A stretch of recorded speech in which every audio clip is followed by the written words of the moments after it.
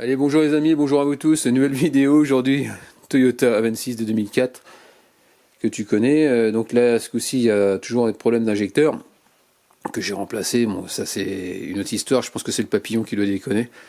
J'approche de la vérité, mais à force de démonter, remonter, ce qui s'est passé, c'est que j'ai fait tomber J'étais en train de défaire une vis et une des vis qui était là, elle me glisse les doigts. Elle tombe dans le moteur, je sais plus c'est devant ou derrière, je me rappelle plus ce que j'ai foutu. Enfin bref, j'ai jamais retrouvé. Donc je suis c'est pas grave, je vais remettre une autre vis à la place. Sauf que la vis que j'ai voulu mettre, je l'ai mis ici. Jusqu'à là tout allait bien. Et puis à la fin, je dis ah non, elle est pas pareille, elle est moins belle, je vais la mettre derrière quoi. Donc je décide de mettre derrière, je remets le cache-culbuteur. Et en serrant, voilà ce qui est arrivé, elle a pété où? Ici. Elle est complètement pétée. Elle a pété à ras. Et pas moyen de la sortir. Donc le problème c'est que si tu prends une perceuse que tu veux mettre comme ça, là t'as la baie de pare-brise et elle se démonte pas parce que là t'as de la ferraille. Donc comment faire? Donc j'ai pris un forêt et bien sûr ce qui est arrivé, ça a pété. Donc j'étais comme un gland et pas moyen d'arriver à desserrer. Donc j'ai pris un pointeau, à des tours de vis, j'ai essayé de tourner et donc avant que ça marque de trop, j'ai préféré arrêter. Et ce matin, je suis allé chercher un outillage. Donc ici j'avais celui-là, c'est pour, je pensais chauffer un peu le plan, mais j'ai peur de trop chauffer. Donc j'ai laissé tomber cette méthode-là. Et j'ai acheté des forets hexagonaux de plusieurs tailles, donc 5, du 3, je pense que j'ai utilisé le 3, et du 4, 3 et 4. Ça, on appelle ça c'est un renvoi d'angle que tu vas mettre sur la perceuse, que je vais mettre sur la perceuse, et ça va me permettre de travailler horizontalement, avec le forêt vers le bas. Je vais essayer de percer au centre, et puis en perçant, et après je vais essayer d'utiliser des queues de cochon, donc je sais pas ce que je vais utiliser encore comme diamètre, je verrai bien ce qui va rentrer dedans. Et je vais, histoire de fait de percer, je vais fragiliser la vis, moi c'est ce que je veux, et arriver à desserrer quoi. Soit avec un tourne à gauche, je sais pas comment je vais me démerder. Mais donc voilà, c'est surtout pour te montrer que il te faut avec ce type de renvoi d'angle Tivoli, comme tu peux voir, c'est hexagonal, il te faut des forêts à tête hexagonale, sinon ça pourra pas aller quoi. Donc voilà ce que je voulais te dire. Allez, assez de blabla, et on y croit. Sacré défi encore. Donc on va essayer d'éclairer. Donc là, tu as une petite patte à tenir en même temps.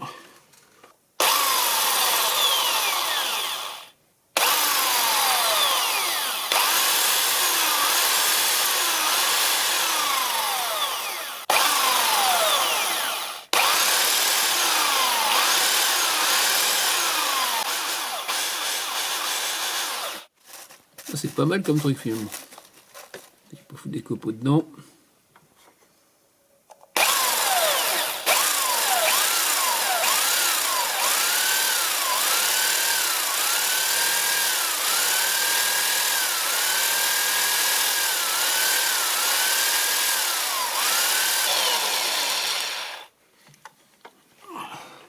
Pousser tous les copeaux vers l'extérieur. Voilà. C'est pas mal du tout. J'ai de la chance, je suis bien centré apparemment. Je te montre. Donc là, comme tu peux voir, on est pas mal là. Pas mal du tout. Bon, ça va pas les amis, j'ai vissé la queue de cochon, mais j'ai beau forcer, ça bronche pas. Donc donc je vais la renlever, ça sert à rien. C'est qu'elle doit être bien. Je pense qu'elle a dû se souder à l'alu. Donc ce que je vais faire, c'est que je vais faire autrement. Je vais percer, je vais agrandir, je vais prendre le diamètre d'origine de la vis. Je vais repercer au bon diamètre. Et je vais mettre une vis. Moi, je vais tarauder au diamètre de la vis. Voilà. Donc là, je suis en train de tarauder.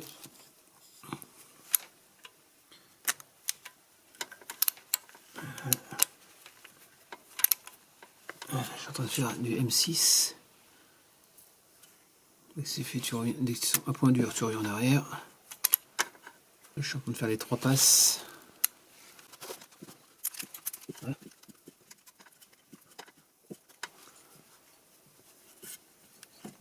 Voilà, comme ça c'est fait. On va mettre le finisseur.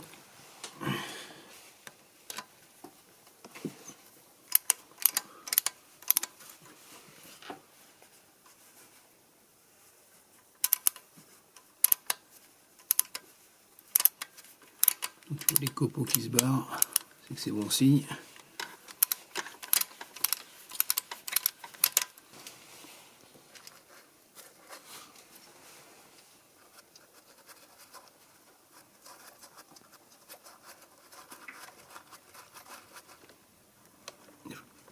Voilà, ça va le faire.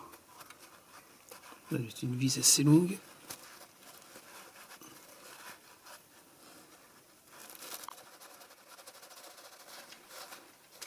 Donc là maintenant un petit coup de soufflette.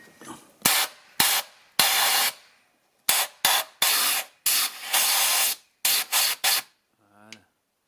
Pas bon, petit trou, hein, regarde. On voit bien le filetage. Là, je viens de faire un coup de papier de verre dessus. Tu avais un peu de... Qu'on appelle ça? Ça avait fait une surépaisseur légèrement quand j'ai tapé. Donc voilà, tout est rentré dans l'ordre. Avant de clôturer, donc j'ai mis deux vis d'origine, bien sûr. Ici pour vérifier la profondeur. Donc apparemment ça a l'air d'être bon. Ça a l'air d'être à la même hauteur, a priori. Ah, quoique peut-être celle-là peut-être descendre un peu plus. Ah, je sais pas. Ah, donc à voir. Donc j'ai 2 cm au niveau de l'arête, entre le bâti et l'arête. Donc là c'est cool. L'autre c'est pareil, exactement la même chose. Donc ça veut dire que je suis très très bien. Donc on n'oublie pas de retirer ça. Je vais nettoyer le plan de joint. Et puis ben, j'ai plus qu'à tout remonter. Hein. Et après je vais m'attaquer au papillon. Donc, comme tu peux voir, là tu as intérêt à faire gaffe si tu utilises cette chose là. Donc ça sert, ça se déboîte, fais gaffe. Voilà. Parce que si tu le mets pas, tu peux pas tenir le mandrin. Et si tu tiens pas le mandrin, bah y a tout qui va tourner. Donc voilà pour ça. Là tu fais gaffe aussi parce que t'as pas de blocage. Si tu tires dessus, il vient. Donc voilà, ça s'enlève assez facilement. Donc voilà pour ça, quoi. Donc, comme tu peux voir, là tu as intérêt à faire gaffe si tu utilises cette chose là. Donc ça sert, ça se déboîte, fais gaffe. Voilà. Parce que si tu le mets pas, tu peux pas tenir le mandrin. Et si tu tiens pas le mandrin, bah y a tout qui va tourner. Donc voilà pour ça. Là tu fais gaffe aussi parce que t'as pas de blocage. Si tu tires dessus, il vient. Donc voilà, ça s'enlève assez facilement. Donc voilà pour ça, quoi. Donc voilà, avant de clôturer cette vidéo, donc là tu peux voir que là j'ai mis 2 vis d'origine. Donc là je vais essayer de la retrouver quand même parce que c'est quand même embêtant. Autrement je suis obligé d'aller chez Toyota racheter une vis d'origine. Ensuite, l'erreur que je ne referai plus, c'est la mettre derrière pour la cacher, parce que finalement, avec ces conneries, j'ai perdu un temps fou. Et donc, si tu n'as pas de perceuse à renvoi d'angle, bah, tu es dans la mouise, pour apparaître, obligé de sortir le moteur. Donc, c'est ballot, quoi. Donc là, je m'en sors bien.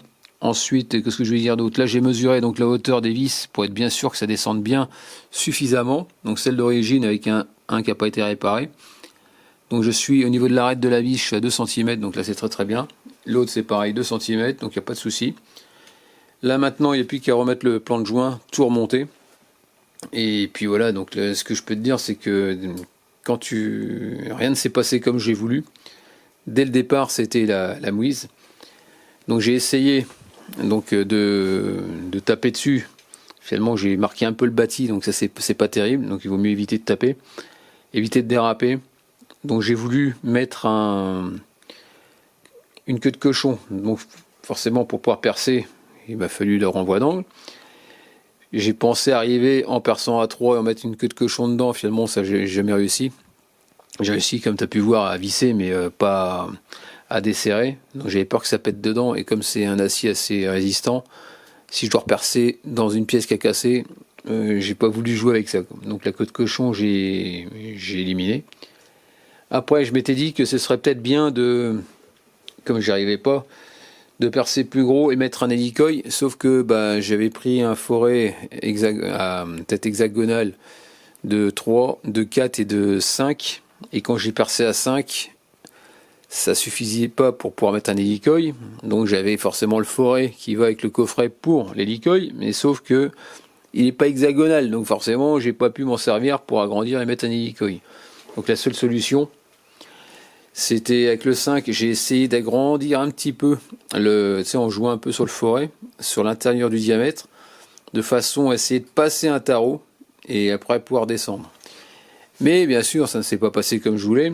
J'ai dû prendre une vis normale qui m'a servi de, on va dire, un peu de tarot, si tu veux, de façon à le descendre un peu. Donc je renlevais dès que c'est un point dur, je redescendais. Et j'ai fait ça sur quelques millimètres. Et après, j'ai pu rentrer le tarot et puis arriver à faire mon filetage correctement. Avec les 3 passes. Et puis voilà quoi. Donc là maintenant, ce qu'on peut voir, c'est que c'est réparé et je ne serai plus embêté pour remettre mon cache poussoir hydraulique, tout simplement. Donc là maintenant, j'espère que c'est la dernière fois que je le démonte, parce que ça fait au moins, si j'ai pas démonté ça une dizaine de fois, maintenant je sais comment ça se démonte un cache culbuteur là-dessus, mais franchement c'est pénible. Donc là il n'y a plus qu'à tout remonter, et après je vais voir si mon problème ne vient pas de la vanne papillon, suite à donc j'ai plus de perte de puissance par rapport à l'EGR, mais le papillon, j'ai un gros doute qu'il ne revienne pas correctement. C'est ça, à mon avis, qui doit faire jouer sur les débits des injecteurs. Parce que les injecteurs, je suis très très bien au niveau débit, mais par contre, c'est pas pourquoi, ça monte à 4 et voire 5, sur le 2 et le 4. Donc voilà pour clôturer cette vidéo. Donc n'hésite pas à me laisser des commentaires avec des j'aime ou j'aime pas, comme d'habitude. Pense à t'abonner, actionne la cloche de notification sur d'autres vidéos de ma part, et puis je te dis à très bientôt. Allez, ciao.